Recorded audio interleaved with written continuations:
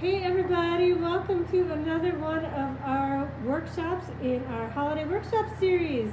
Tonight we have Tolan and we have Shady who are here to join us, and I'll let them introduce themselves and what they're making. I get to go first. Okay. So, Shadayra, Kilfoy-Flores, but my friends and family call me Shady. I wear a lot of different hats in the community.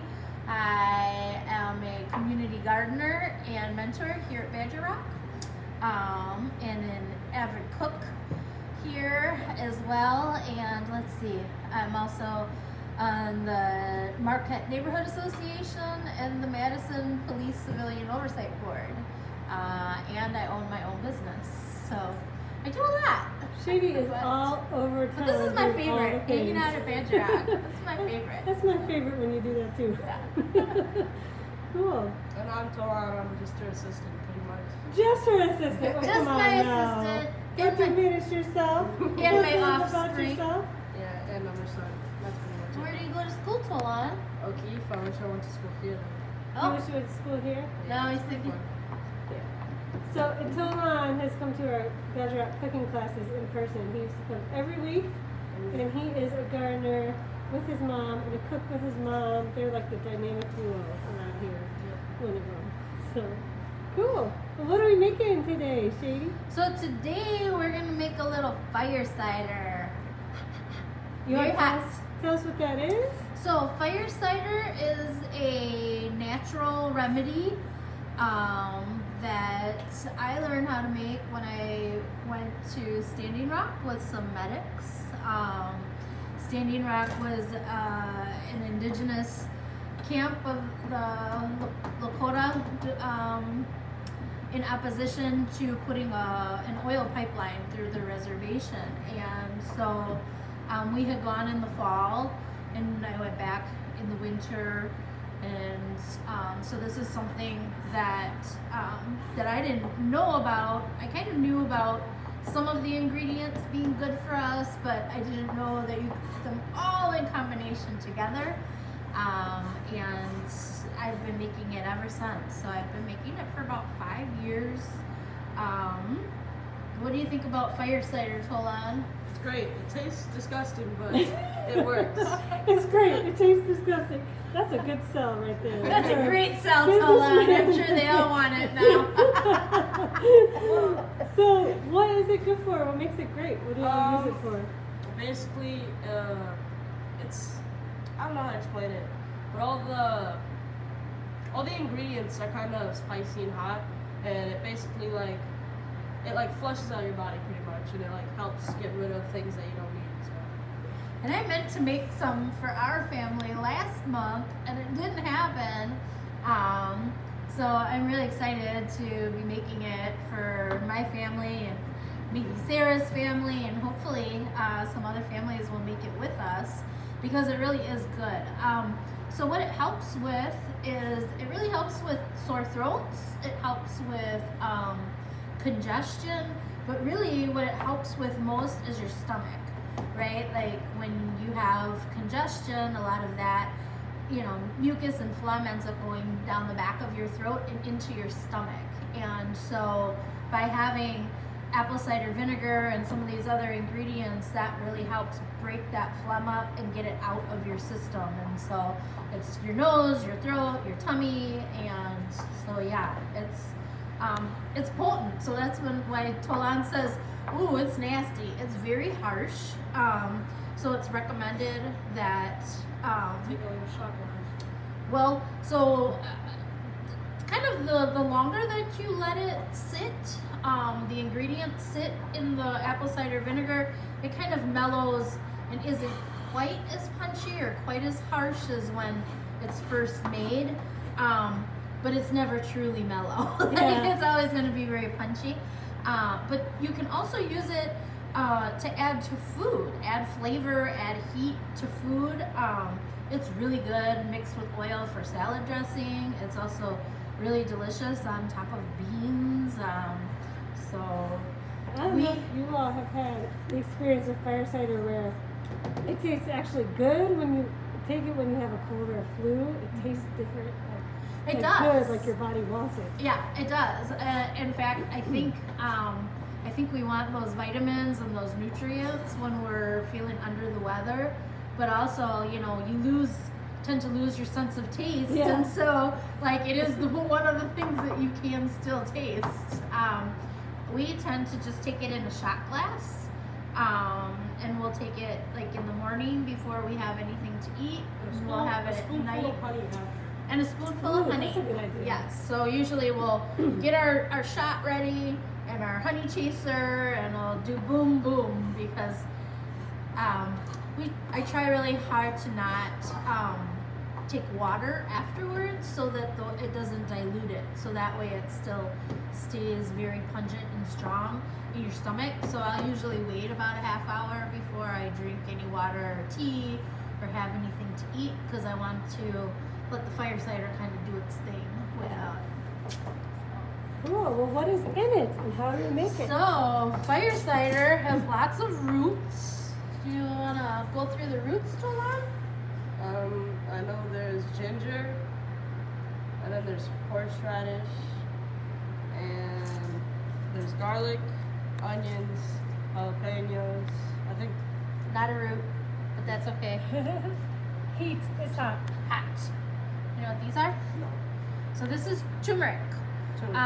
Turmeric is a little bit spicy too. It's also a root, and it's yellow. So it's used a lot in I want to say in maybe curries, and it's really good. All of this are tend to be anti-inflammatory. And turmeric is also an anti-inflammatory. So not only does it help like with inflammation of your stomach, inflammation of your throat, but it can also help with inflammation of your joints. That real achiness that you feel when you get sick, when you have a cold or a flu. The turmeric also helps with that. And so you all, if you share this video on your Facebook page too, your name will be entered into a raffle. And we're gonna pull 2 or 3 names from our raffle and raffle off the supplies to make your own fire cider. at To make home. your own fire cider. Yeah. So get the word out there and we will maybe get you a kit to make your own. Make your own fire cider. Well, so I tend to buy a lot of my ingredients if I can at farmers markets, from the farmers. And if I'm not able to, then I like to try to buy it organic. And we happen to live really close to the Willie Street Co-op, so I tend to buy a lot of our ingredients at the co-op.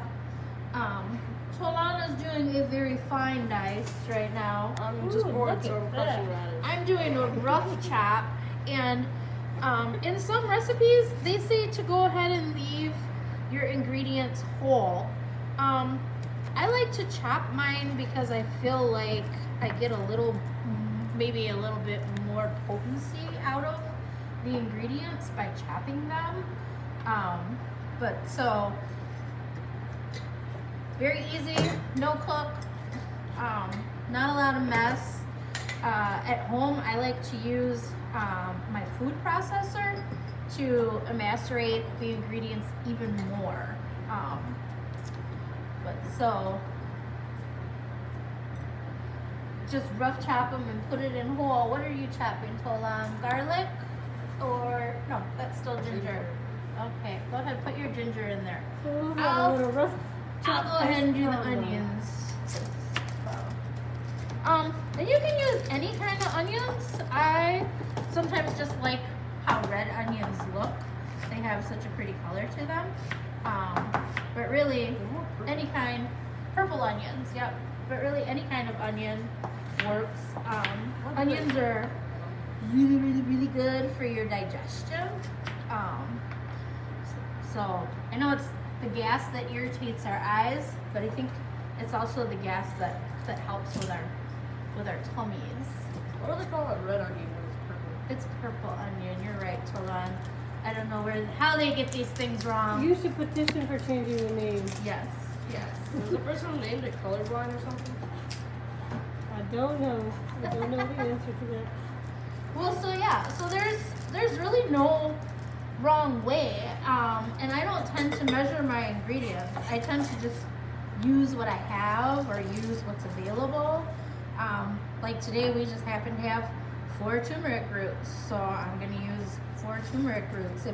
If we only had 2, then I would only use 2, and if we had none, well then I would use none. But since we do have some, Do you ever use like the dry powdered turmeric you get as a spice if you're out of root? I don't know. I have not done it that way. I've been really lucky to have access to fresh ingredients. But I imagine that you could put dry ingredients in place of fresh ingredients. When I made it in my food processor, the turmeric sometimes turns my food processor yellow. Yeah.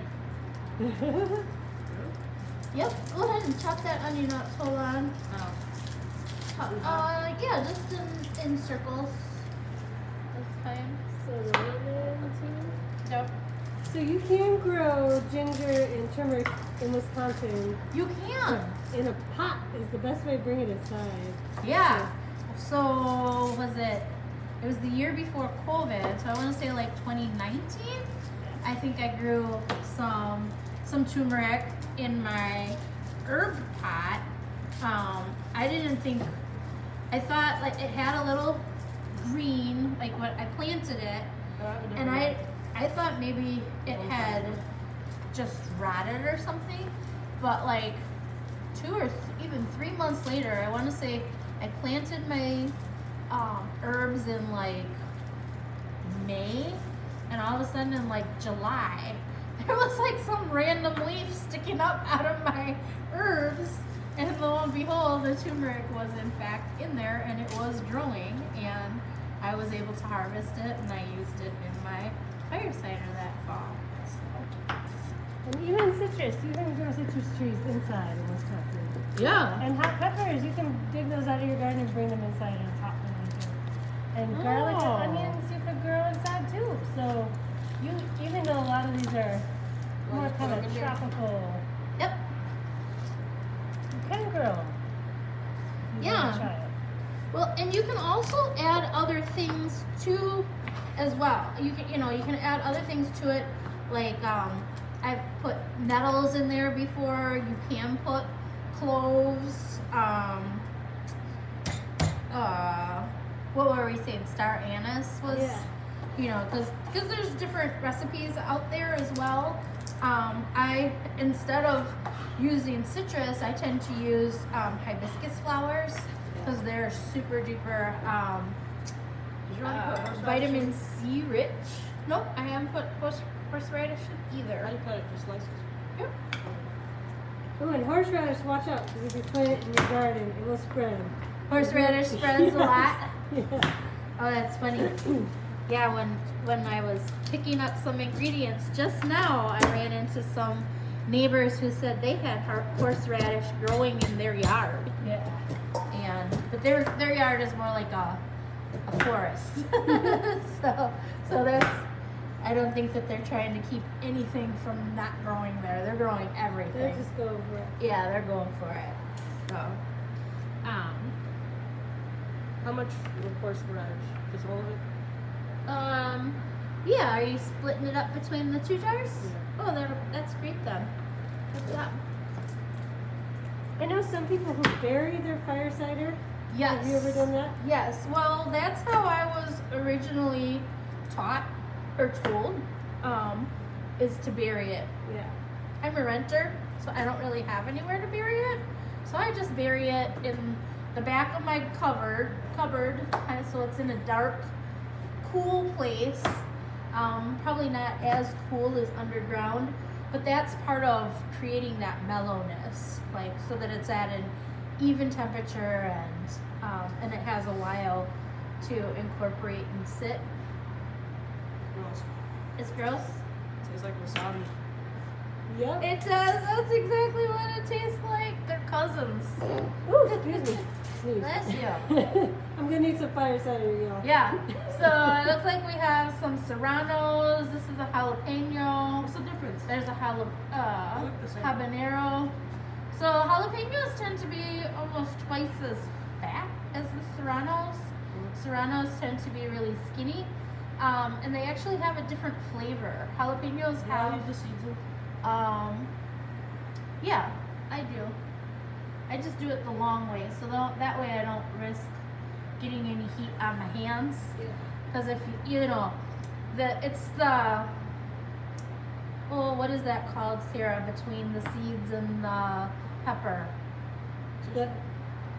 That, this part in here, I don't remember what that part is called, but that is the spicy part in the seeds. So if you actually take that part out, peppers don't tend to be that as hot as if you have that that connective tissue in there. But that's what burns.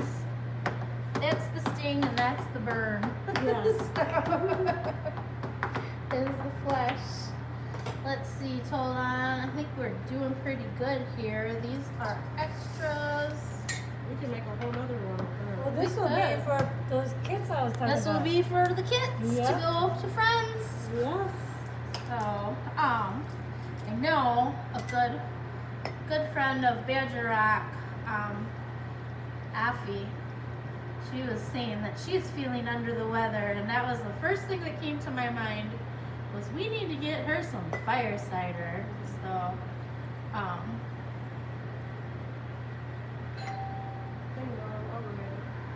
there we are. That's pretty much all that we do.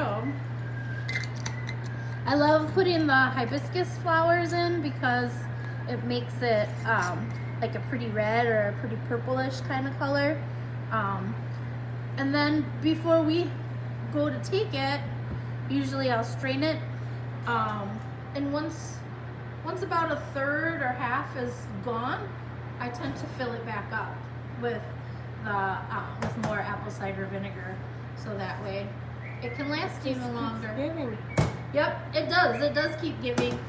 Usually a jar like this tends to last us about a year. Yeah. And it's perfectly fine unrefrigerated. I do not recommend refrigerating it, especially when you're taking it. You really don't want to take it cold. You want it really to be more room temperature. I think there's probably some more effectiveness there. I don't know why, but Yeah. And how long do you let it steep usually before you use it? Like a month or so. I like for it to have a month, but since we're not feeling so hot, we might even take some of it tonight. Like there's no rules, right? Like it mellows. It's Any way you feel is right. after about 6 weeks is the recommendation, but again, I think you let this sit for just a day or two and it's ready to take. You can even take it tonight.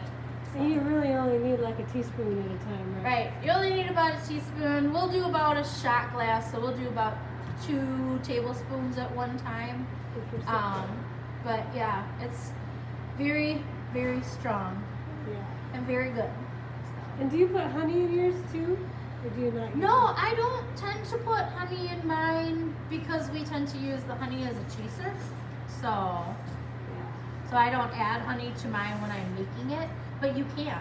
Like honey kind of works as a preservative, so I've been kind of leery to put honey in because I haven't wanted it to keep the other ingredients from releasing into the apple cider vinegar. And so I don't know how that chemistry works, so instead I don't put honey in mine, I wait. 'Cause honey's kind of a preservative Yeah. in my experience. Cool. Well, look at these beautiful jars. Just that fast and easy. And they pack a punch for sure. Mm-hmm. And they are like such a great preventative too. If you just take a little each day in cold and flu season. Yeah, well, we tend to wait until we're actually sick and Yeah. then we start taking it, but we should do it like you're recommending, just taking a teaspoon a day rather than waiting till we're sick and, you know, trying to make up for it. Guzzle it up. Guzzle it up. But thanks for joining us. Thank you so much, Shady, for sharing your kitchen I wisdom hope with us everyone again. feels well. I really hope people aren't out there sick, and if you are, that you're able to get some ingredients to make some fire cider. I mean, it's just so wonderful to have on hand. And then I tend to give it away as gifts. I've sold it before. I might still sell some because I know people are wanting to feel better, and it really. I've tried a lot of over-the-counter cough medicines, cough syrups, and things like that, and this really is the best thing that I've found when you're sick. Well, we will put the recipe too, even though Shady doesn't use a recipe like many of us. We'll put like a rough recipe in the comments after this video is posted, and y'all can make it on your own at home. Even if you don't win the raffle, you'll have the ingredients list so you'll know what to pick up if you want to make your own. And I hope that you all stay healthy and don't need some fire cider. Make some and then don't need it. And then don't need it. That's, Yep. that's what we're hoping for y'all for Badger Rock this holiday season. Yeah. Thank you, Shady. Thank you. I'm sure we'll see you in this kitchen again soon. Absolutely. Thanks, everybody.